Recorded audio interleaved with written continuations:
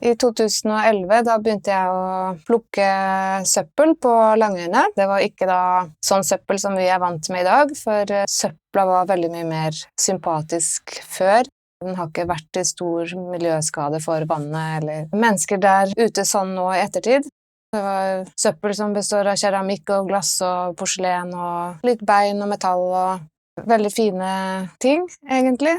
Søppelskatter, som jeg kaller det da. Jeg heter Maria Sundby, jeg er billedkunstner, skal lage utendørs installasjon, skulptur til Langøyene i regi av Kulturetaten Oslo kommune. Det mange ikke vet var at det opprinnelig var 2 øyer, Nordøya og Sørøya, og imellom der var det Oslos søppeldeponi fra 1904 til 1948. Så Langøyene, sånn som vi kjenner det i dag, med telting og camping og bading og sånn, det oppstod først etter krigen da, etter at de kastet de siste tingene der i 1948. Så ble det lagt jord og gress over, og anlagt strand, og folk har koset seg der i alle år siden det. Og alt man går på der, imellom de opprinnelige 2 øyene, er jo da et gigantisk søppelberg.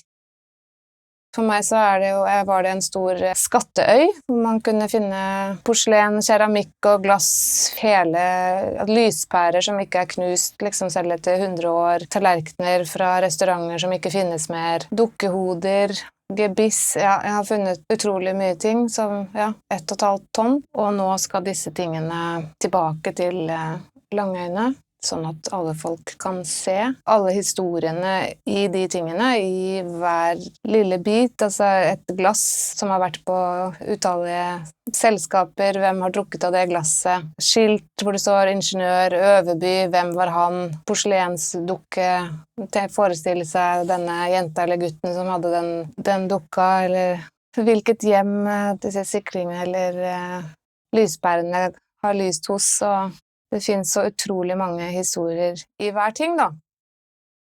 I 2019 så begynte Oslo kommune å oppgradere Langøyene, fordi det var så mye av den gamle søppela som tøyt ut. Så de har nå støpt inn og laget en ny strand, en ny brygge.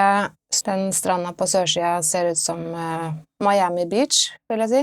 Så nå er det ikke mulig å finne noen flere ting der ute, men vil gjerne at folk skal vite hva de går på, at det er en viktig del av historien, altså at vann ble til land der ute da, av alt søppelet.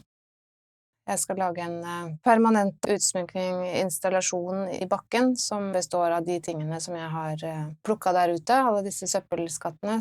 Søppela skal tilbake til Langøyene, sånn at folk kan se hva de går på når de går på sletta. De skal ligge i 3 trekanta kasser som skal være illusjon av kanskje en sprekk eller en sånn åpning hvor det ligger da glass på, som man kikker ned i bakken og ser disse tingene da, som skal fremheves på litt forskjellig måte, men samtidig fremstå som det som faktisk er der ute under hele gressletta og det man faktisk går på når man er på Langøyene.